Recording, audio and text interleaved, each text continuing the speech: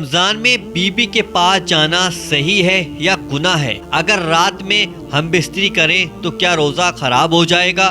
دن میں اگر چھو لیا بیوی کو تو کیا ہوگا؟ اگر کنٹرول نہیں رہا ہمارے اوپر تو اس کی کیا سزا ہوگی؟ آج ہم اندازے سے بات نہیں کریں گے، نہ ہی سماج کی بات کریں گے، بلکہ قرآن کی اور حدیث کی روشنی میں آپ کو اس مسئلے کے بارے میں بتائیں گے۔ السلام علیکم میرے بھائیوں اور بہنوں، میں ہوں شبر ملک اور آپ دیکھ رہے ہیں شبر وظیفہ۔ تو ویڈیو کو آپ دھیان سے سنیے گا، کیونکہ یہاں پر ہلکی سی بھی لاپرواہی بہت بڑا نقصان کر سکتی ہے۔ سب سے پہلے بنیادی حکم کیا ہے، حلال کیا ہے اور حرام کیا ہے۔ سورہ البقرہ کی سورہ نمبر 2 اور آیت نمبر 187 میں اللہ تعالیٰ فرماتا ہے کہ روزے کی راتوں میں اپنی بیوی کے پاس جانا تمہارے لیے حلال کر دیا گیا ہے۔ اس آیت سے کیا سمجھ آتا ہے؟ افطار کے بعد سے لے کر فجر سے پہلے تک ہم بستری پوری طریقے سے جائز ہے، اس میں کوئی گناہ نہیں ہے۔ فجر کے بعد اگر جان بوجھ کر آپ ہم بستری کرتے ہیں تو آپ کا روزہ ٹوٹ جائے گا۔ مطلب یہ ہے کہ رات میں اجازت ہے،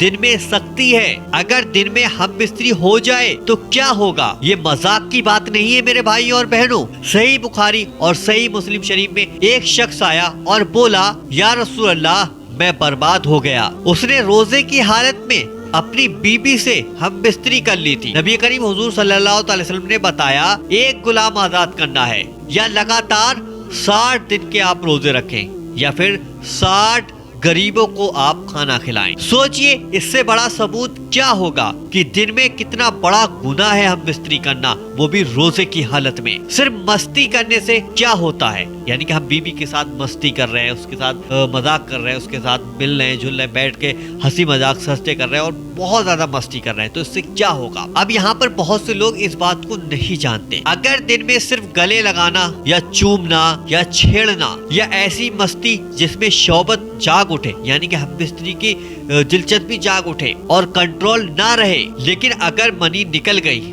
تو روزہ ٹوٹ جائے گا، اور اگر آپ نے ہم بستری کر لی تو آپ کو کفارہ بھی ادا کرنا پڑے گا۔ اس لیے سمجھداری یہی ہے کہ دن کے وقت آپ صبر کریں، خود کو ایسے حالات میں مت ڈالو جہاں کنٹرول سے قابو آپ باہر نکل جائیں، یعنی کنٹرول آپ کے اوپر رہی نہ۔ یا پہلے کے مسلمان رمضان میں دوری بنا لیتے تھے؟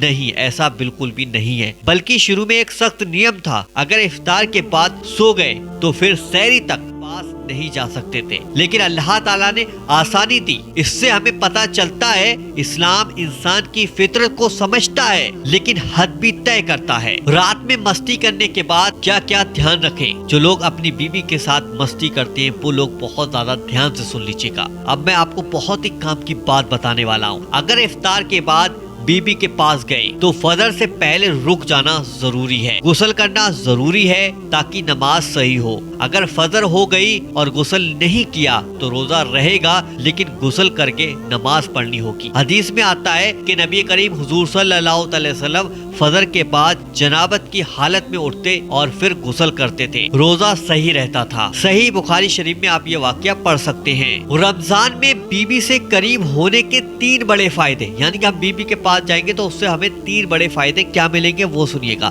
نمبر 1، حلال سکون۔ نکاح صرف ضرورت نہیں ہے، یہ ایک سکون ہے۔ سورہ روم میں اللہ تعالیٰ نے جوڑوں کو سکون اور راحت کا بتایا ہے۔ رمضان میں بھی حلال رشتہ نبھانا نعمت ہے۔ دوسرا بڑا فائدہ یہ ہے کہ گناہوں سے بچاؤ ہوتا ہے۔ جب حلال راستہ موجود ہو تو اس وقت انسان حرام کاموں سے بچا رہتا ہے، نظریں اس کی صحیح رہتی ہیں، دل پاک رہتا ہے۔ اس کا تیسرا بڑا فائدہ یہ ہے کہ نفس پر کنٹرول، پورا دن انسان اپنی خواہشوں کو روکتا ہے، یہی روزے کی اصلی ٹریننگ ہے۔ اور رات میں حلال طریقے سے ضرورت پوری کرنا یہ اسلام کی خوبصورتی ہے۔ نمبر 7، کون سی باتیں بالکل نہیں کرنی چاہیے؟ نمبر 1، فجر کے بعد جان پوچھ کر ہم بستری بنانا، دن میں ایسی حرکتیں کرنا جن سے کنٹرول ٹوٹ جائے، غسل کرنے میں دیر کرنا اور نماز کو چھوڑ دینا، یہ سوچنا کہ اللہ معاف کر دے گا اور جان پوچھ کر غلطی کرنا۔